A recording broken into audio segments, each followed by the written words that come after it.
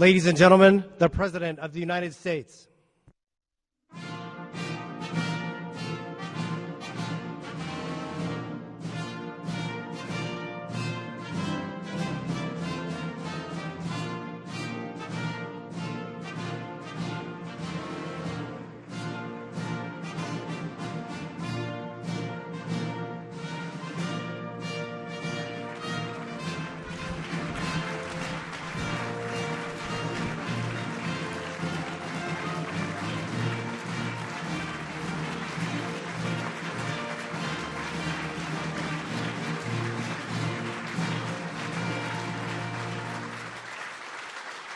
Thank you very much.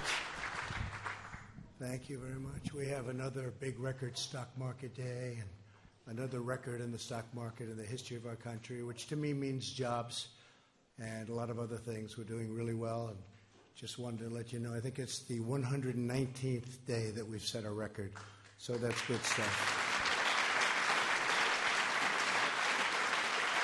So good afternoon, and thank you all for being here as we celebrate a profoundly historic milestone and a truly momentous achievement.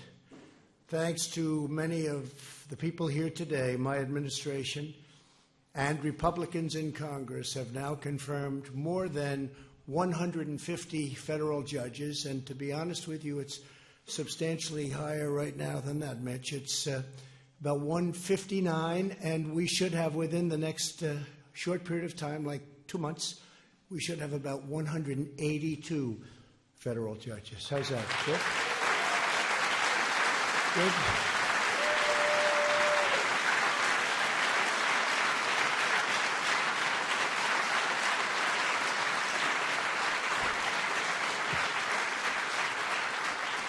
And I say often, percentage-wise, you'll never beat one man. We know who that is, right? George Washington, 100%.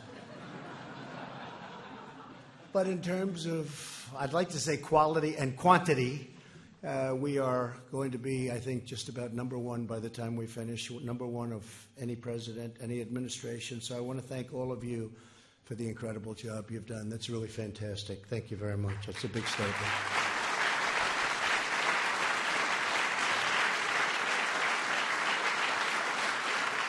And they will uphold our Constitution as written. These distinguished men and women are some of the most gifted scholars, respected jurists, and finest legal minds ever placed on the federal bench. Together, we're restoring American freedom, defending American justice, preserving the extraordinary vision of our founding fathers. We're delighted to be joined on this special occasion by Vice President Mike Pence. Thank you, Mike, very much. Thank you, Mike. And Attorney General Bill Barr. Thank you, Bill.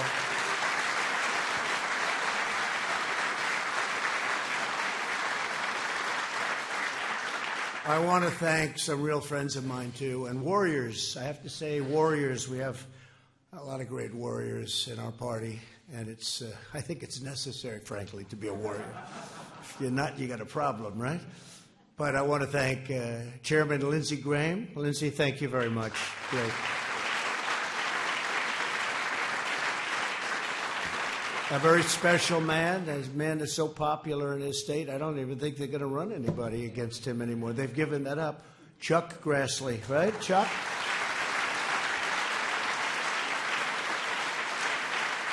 And also with us are Senator John Cornyn. I looked at your polls. Nobody's beating you, John. Nobody. And you don't have to worry about Beto anymore, that's for sure. From Texas. He doesn't like guns, religion, or oil. He knocked out all three categories. Somehow in Texas that won't work. I don't think that works anywhere, Josh. What do you think? That doesn't work anywhere. Good. John Cornyn, Mike Lee. Mike, thank you very much. Senator Ted Cruz, also Texas. Thank you, Senator. Thanks, Ted. Senator Tom Tillis. Tom, thank you very much. Senator Ben Sass. Ben, great to have you, Ben. And Senator Marsha Blackburn. Marsha, thank you. Great job you're doing. And Josh Hawley, our young star. He's a young star. Thank you, Josh. Thank you. Great job, everybody. In addition, the nation owes an immense debt of gratitude to a man whose leadership has been instrumental to our success. It's so important to him, and he always mentions it, number one point. I've always heard, actually, that when you become president, the most important thing you can do is federal judges. They say Supreme Court judges, but we have them too, but federal judges. And, based on that, I think there's nobody that's done a better job ever than Senator Mitch McConnell.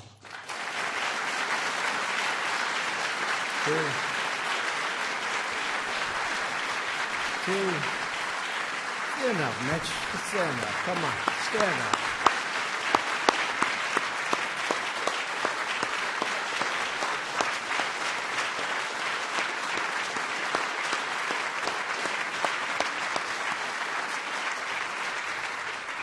I always get up and I talk about the economy. I'm always talking. They never write about it, but that's okay. The people get it. But Mitch will then follow me. He'll talk about judges, always. And it's great what you've done. Incredible. The impact is truly amazing. Thank you very much. We also, as you know, we have 2 great Supreme Court judges. So that's in addition to what will be 182 judges. And then we go by what I call normalization after you get to 182. But our Supreme Court judges are great gentlemen. It was so easy to get them confirmed, right? One in particular, nobody has ever had to go through that, and I have great respect for both of them, so we appreciate it, Mitch. Great job. Generations from now, Americans will know that Mitch McConnell helped save the constitutional rule of law in America. It's true. It's for a long time. I also want to thank Pat Cipollone and his phenomenal team at the White House Counsel's Office, along with our Office of Legal Policy. Where is Pat? Where's Pat? Stand up, Pat. Come on.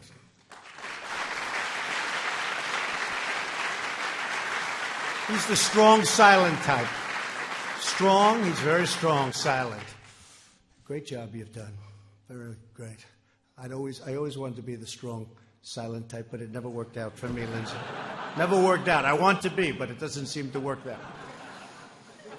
But the Office of Legal Policy at the Department of Justice and the many friends and legal luminaries who have supported all of those nominees, and to all of the rest of you in the room, some incredible people in this room, great friends.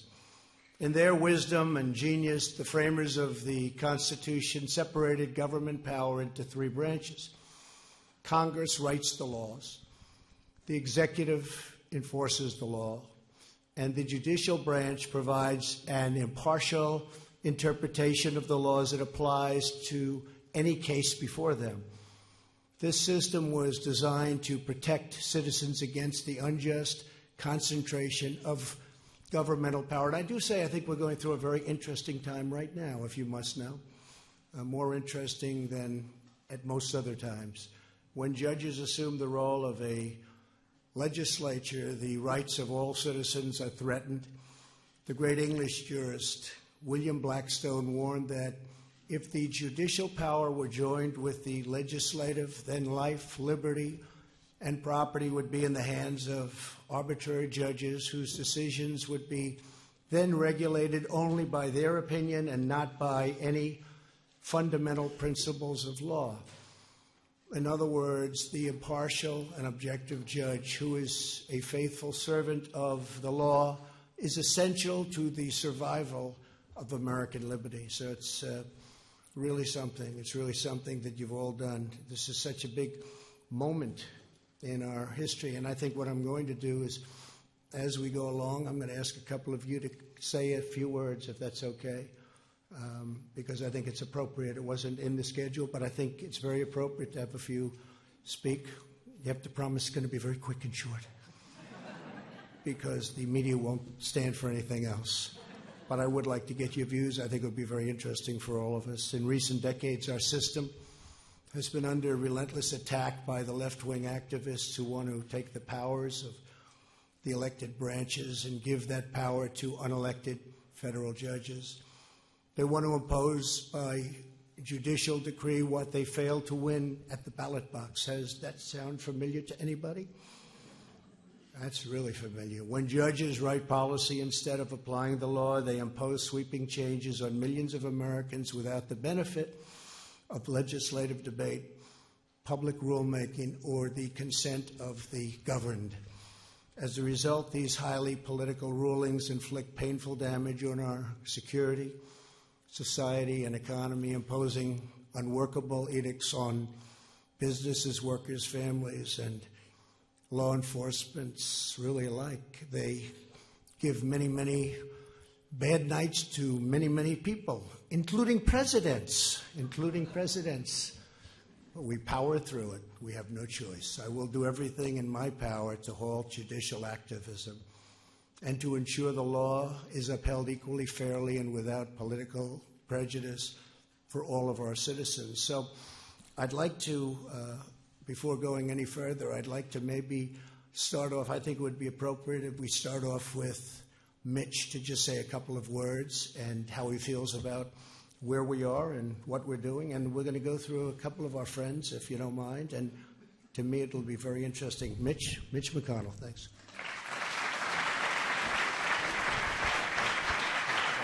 Good. Well, Mr. President, I'm reminded of election night when I realized that not only had you won, but we had taken the House, we had held the Senate, and this was going to be one of those unusual periods where Republicans had all three branches.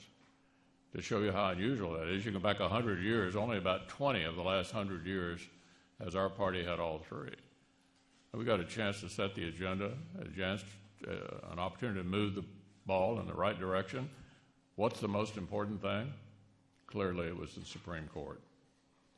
You had been helped enormously by a decision that I made, and these guys back me up, not to let President Obama fill that Scalia vacancy on the way out the door.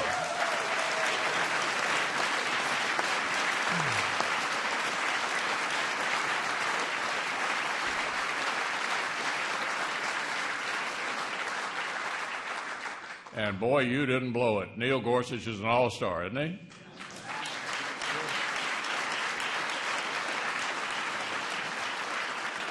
And the President alluded to that easy confirmation we had with Brett Kavanaugh. You made a great choice, Mr. President. And it's not just that. The circuit courts, where 99% of litigation stops, are full of bright, young men and women who believe in the quaint notion that maybe the job of a judge is to follow the law. And so, Mr. President, this is one of the many ways you're helping to make America great again. Thank you so much.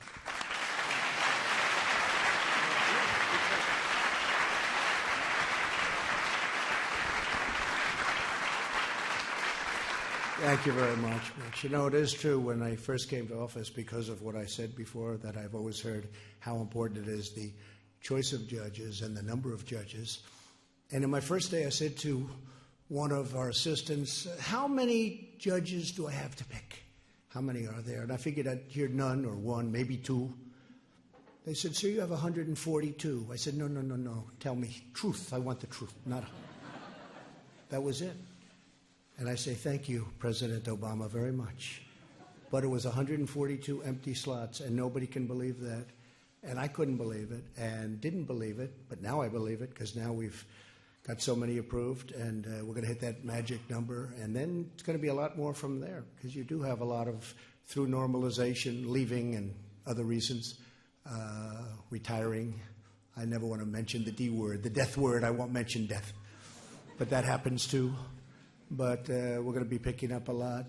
A man that I have a lot of respect for, and everybody does in the Senate, Chuck Grassley. Come up and say a couple of words, Chuck. Come on up here.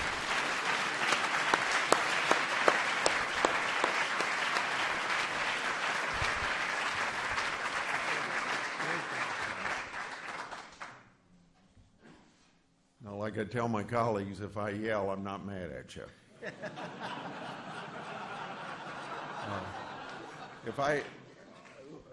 Let me say what set the stage for this. before any of us had anything to do with this. You ran on a platform that no other president has run on to tell the type of people that you were going to put on the Supreme Court. And named 20 or 25 people, and that list is still out there. And it's made up of just the kind of people that Mitch McConnell's talked about, you've talked about, people that are constitutionalists. And you kept your word. And 20% of the people voted for you based on the proposition of the kind of people you were going to put on the Supreme Court. So a lot of candidates for any office run on a platform, but they don't stand on that platform. And I think what's important about not only the judges that you have appointed along the lines of what you promised the people you're going to appoint, but also a lot of other issues that you stand for. And the people of this country ought to be complimented that we have a president that said he was going to run on a platform, and he stands on that platform, and you've particularly done it for judges.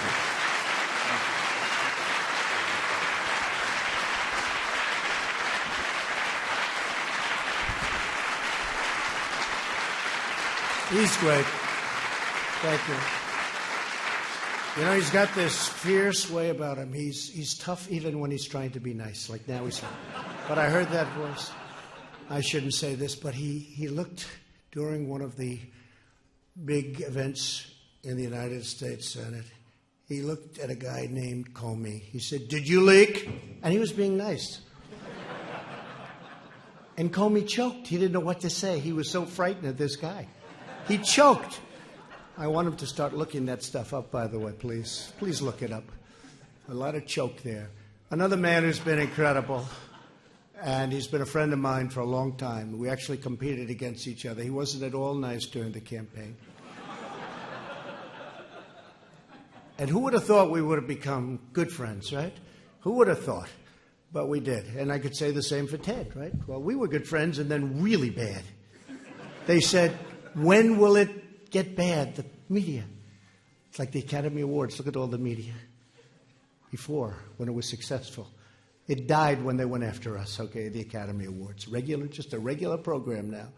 But I said, Ted and I get along good. In fact, he was having a big event near the White House, and he wanted to get more people, so he invited me. He said, "Can you come?"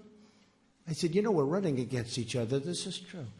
And the press said, "Well, you two guys are actually campaigning together, and yet you're fighting each other for the nomination." And I said, "That's right. We like each other. We get along great. I think he's great. We both had this incredible relationship." I said, "But don't worry. It'll end. And when it ends, it'll be really bad, probably worse than normal." And it was vicious for about 4 months, but then we have a great relationship again. It was a pretty bad one for a little while, right? They didn't even think how bad it would get, but it has been. It's been great, Ted. Lindsay, I'd like to have you come up and say a few words. You've been terrific. Thank you very much. Thank you. Well, in theory, at 4 o'clock, we're going to vote on 2 more judges. So I'll move this thing forward. So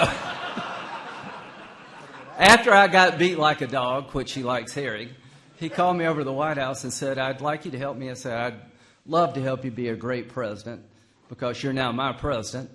And he says, "I don't have your phone number." And I said, "There's a reason for that." So the highlight of my campaign was when you gave out my phone number. If I did as well as my phone number, it might have been a different story.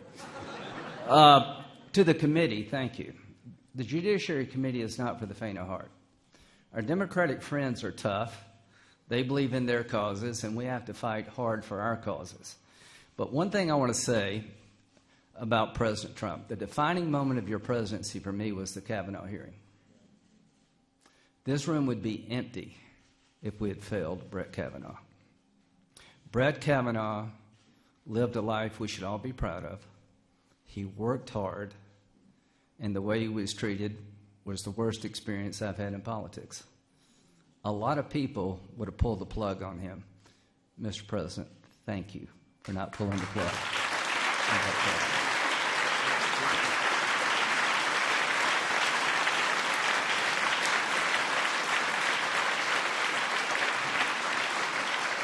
And let me tell you why it's important. Who would have been after Brett if it went down? What conservative young lawyer would want to go through this if we'd failed Brett Kavanaugh? So Chuck was right. When you run and you get reelected a year from now, one of the main reasons is that people in the conservative world believe that you fight for judges. God bless you. Thank you very much. Thank you very much. Very nice. But we can say that for everybody here. We had, I don't think any, look, I know you all very well. I don't think anybody had any thoughts of doing anything different, at least in this group. I will say, and that includes Mike. At that time, we didn't know Bill. He wasn't involved. He came at a good time, Bill. That was a tough time. But you know what? Nobody in this group, I will say, though, and you know this, and Mitch knows this, there were plenty of other people that were saying, let's go to maybe another choice. And they didn't say it so nicely. And the people that you know very well, the people that you work with every day, but I can tell you, I know every one of you very well, and there was nobody that I think even thought about it in this group, right? So not anybody. And that starts with Mitch, because you never gave me the call, said maybe we can do it an easier way. But I told Brett Kavanaugh, I picked him, and he was said 10 years ago they were talking about him. I would hear that he would be someday a Supreme Court justice. That was before I was in this wonderful life of politics. I could enjoy my life and think about all sorts of things. And they would say that Brett Kavanaugh is going to be a Supreme Court judge. And anyway, he was on the list. Leonard Leo, thank you for being here. We had a list that you worked on very hard, and others.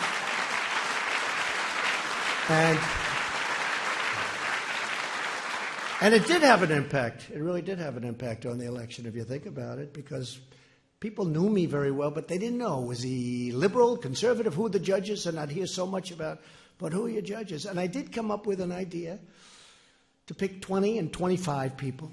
Ultimately, it was 25, and we put great people on. We have great people on there right now. We have 23 left, right? Great people. Every one of them is terrific. But I went with this list.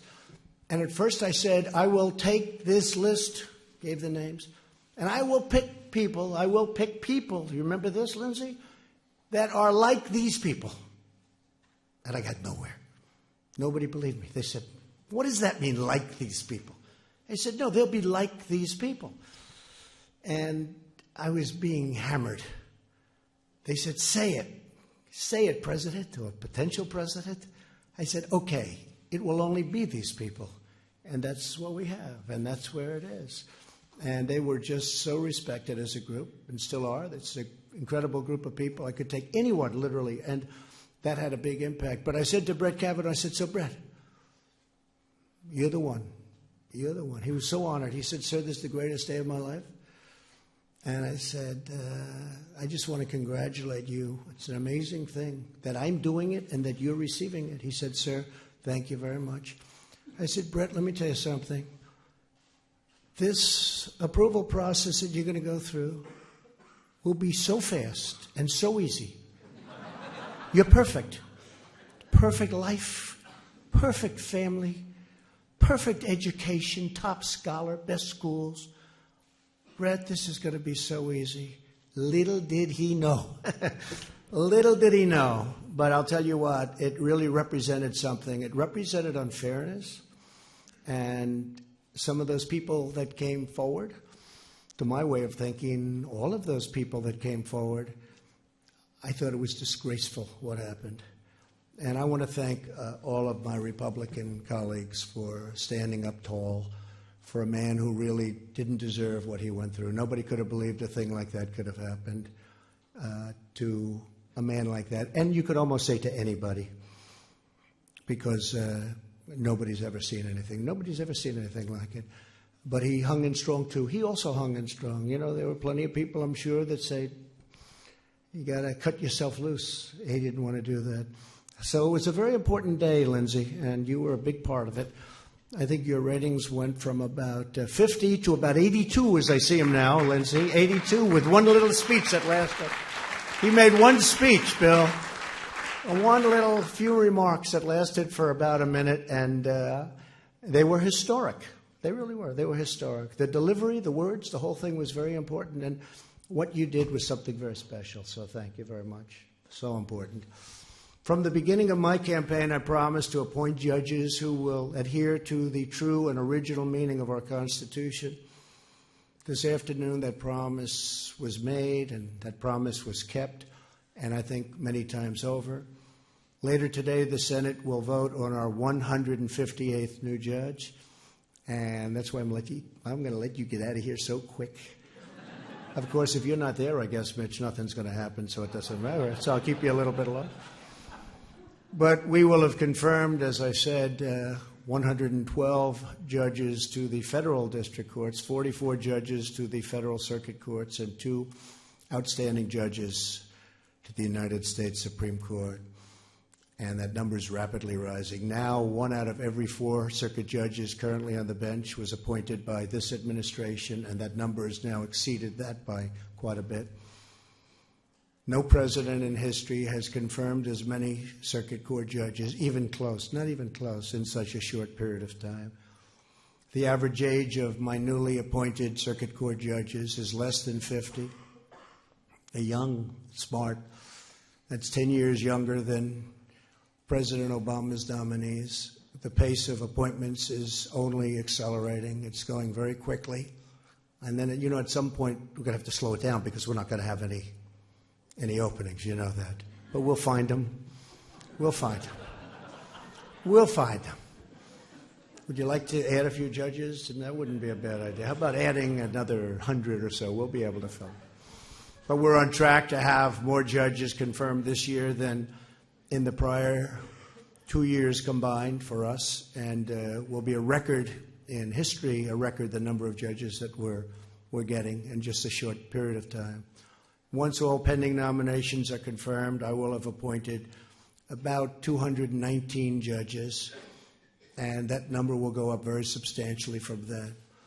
But the more gains we make, the more aggressive the hard left has become. I probably shouldn't even be making this speech right now. I'm just driving them crazy.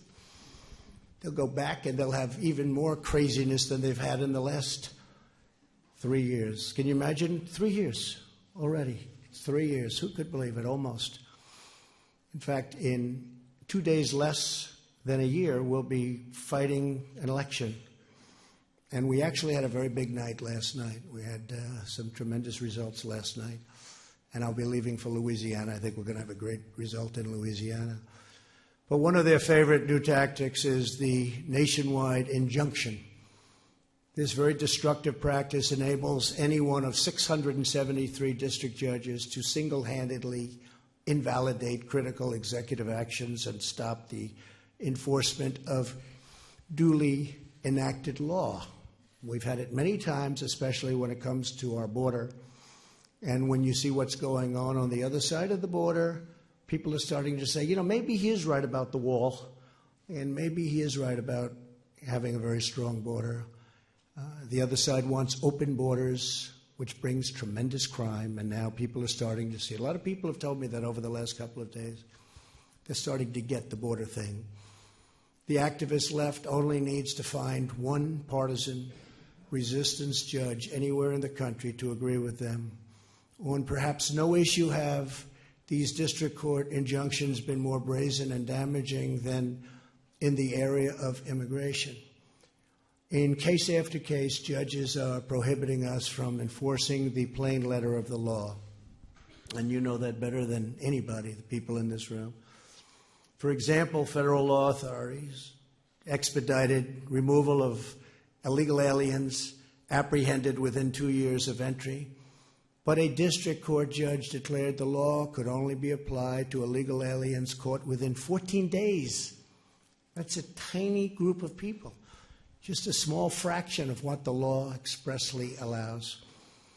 In the words of the late great Justice Antonin Scalia, whose son, thank you very much for the approval, Gene is now our Secretary of Labor. He's a great young guy. A good judge must suppress his personal views and must decide each case as the law dictates, not as he would have resolved the matter if he had drafted the law. We have a lot of them looking at it as if they had drafted the law. Let's create brand new law. Justice Scalia was correct. If federal judges want to write the law, they should run for Congress. Let them run for office. You think this is easy? It's not easy. It's not easy. It's not easy, fellas, is it? Huh? It's nasty. Nobody told me it was going to be this nasty. But that's what they have to do. Let them run for office and let them do what they're supposed to do. Let them do the job the way it's meant to be. In recent years, the left-wing assault on our Constitution has also become a personal assault on the nominees themselves. It's nasty out there. And you're right, Lindsay. One of the reasons it was so important was that people watch this and they don't want us giving up on them. They don't want us, oh, let's take the next one down the pike. That would have been easier, by the way. It would have been much easier, but they don't want to see that. Nominees have been attacked in hearings for their religious beliefs. Our entire nation was stunned by the cruel campaign of lies and slander and abuse that was hurled at Justice Brett Kavanaugh, but we refused to cave in, and the left-wing mob, we will never, ever allow that to happen, where we give up, where we cave in, even if it's by far the easy decision to make. When it comes to defending our freedom, Republicans will not back down. We will never, ever give up. While I'm your president, we will continue to nominate highly qualified judges who truly love our Constitution. And I know that Leader McConnell and Chairman Graham are absolutely committed to getting them confirmed quickly. And they have been going quickly. Of course, I'd like to get some other people confirmed too, please. Some of the other people, Mitch would say, well, we got to do the judges first, and I always agree with him. I have a lot of people waiting over there, but he says, I want those judges, and I agree with him. Every judge we have placed on the bench will hear thousands of cases over their careers. They will ensure equal justice for every party before them, regardless of age, race, income, religion, beliefs, or background. And they will safeguard the birthright of liberty that belongs to every man, woman, child in our land. But it is not merely their responsibility to protect and defend the Constitution. It's our responsibility as well. Every American shares that glorious duty we have inherited as citizens of the greatest and most exceptional country the world has ever known. And we have to keep our country as the greatest the world has ever known. Because that great title can end if we are foolish and if we make mistakes. You see what's happening? You see what's going on? You see the statements that are made? And the ideas being put forward. It would no longer be a great country, certainly not for very long. For the sake of our families, our children, and generations of Americans yet unborn, we will fight with all of our heart and soul to preserve, protect, and defend the Constitution of the United States and the immortal rights given to us by Almighty God. Thank you, God bless you, and God bless America. Thank you very much, everybody. Thank you. Thank you. Ladies and gentlemen, please remain in your seats as the President departs the East Room. Thank you.